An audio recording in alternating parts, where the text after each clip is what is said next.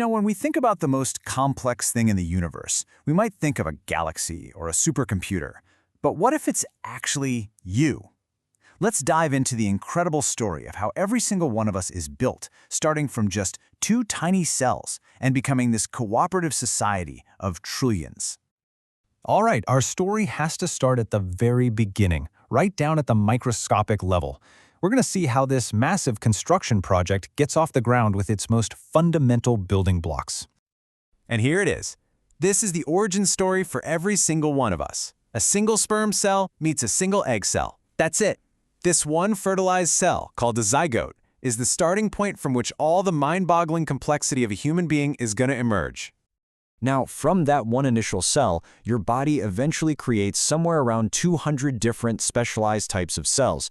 I mean, just think about that for a second. From one single blueprint, you get brain cells, skin cells, blood cells, everything. And each one has a totally unique job to do. So that's the big question, right? How on earth does this happen? How do you go from one thing to 200 different things? And how do they learn to organize themselves into a person? Well, the very first step in that organization is forming teams. And those teams have a name: tissues. A tissue is really just a group of similar cells, along with the stuff they make, all working together to do one specific job. This is the next level of complexity up from a single cell. It's where the real cooperation begins. You can't build something this complex without a plan. So the early embryo develops three master blueprints, which scientists call primary germ layers. Think of germ like germinate, because everything is about to sprout from these three layers. This is where the first big decisions about a cell's future get made. So after that first cell is formed, it just starts dividing, like really fast. 2 cells become 4, 4 become 8, and on, until it forms this structure here, the blostula. It's basically just a hollow little ball of identical cells. But then, something absolutely amazing happens. This hollow ball starts to fold in on itself. This process is called gastrulation, and it's not random at all. It's a perfectly orchestrated move that creates a new layered structure. And boom, those are the 3 master blueprints we were just talking about. Okay, now check this out, because this table basically lays out our entire future body. The ectoderm, that's the outermost layer, is destined to become our skin and our entire nervous system, our interface with the world. The mesoderm, the middle guy, forms all our structural stuff: muscles, bones, blood. And the endoderm, that innermost layer, creates the linings of all our internal tubes, like our gut and our lungs. So from those 3 germ layers, the body constructs, well, everything, using just 4 primary types of tissue. It's kind of like having only 4 types of Lego bricks to build an entire city. So let's meet the crew. Here are the first 2. Up top on the left, you've got epithelial tissue. See how tightly packed those cells are? It's built to be a barrier, a lining. Then next to it is connective tissue. It looks way looser, right, with all those fibers? Its job is to bind and support everything else.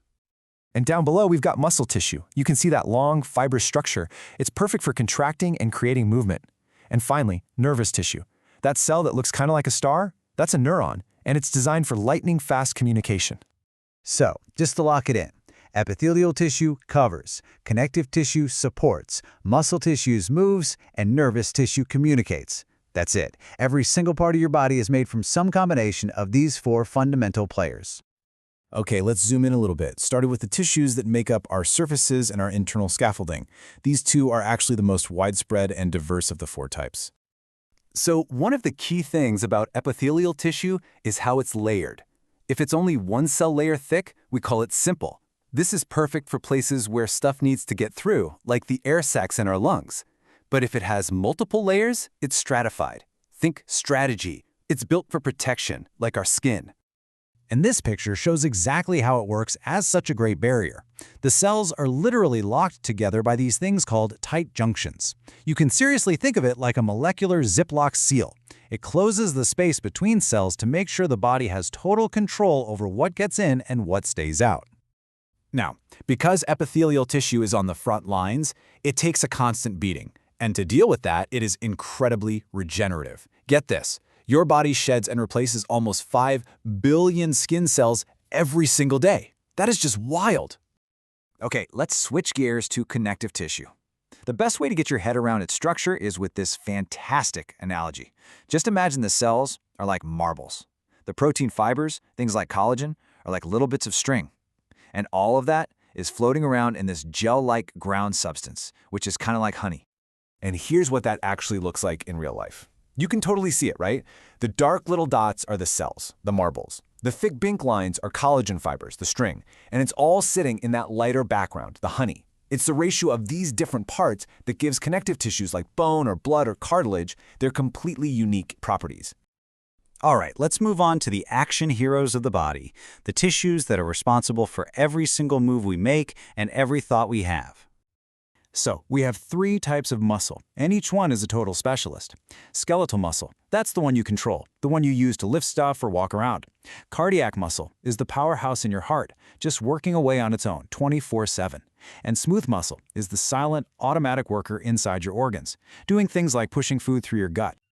And finally, we have the body's internet, nervous tissue. The star of this show is the neuron. It's built for one thing and one thing only, sending information at incredible speeds. It gets signals through those little branches, processes the message, and then fires its own signal down that super long cable, the axon, to the next cell. It's our biological wiring. And when I say long distance, I am not kidding.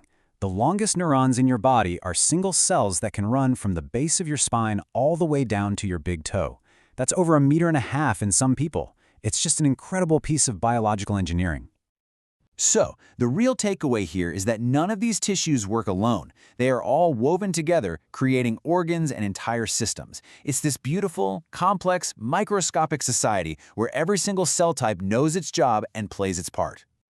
And that kind of leaves us with this one, final, fascinating thought. We started with one cell, which became trillions, which formed this incredibly intricate society that builds us, runs us, and frankly, is us.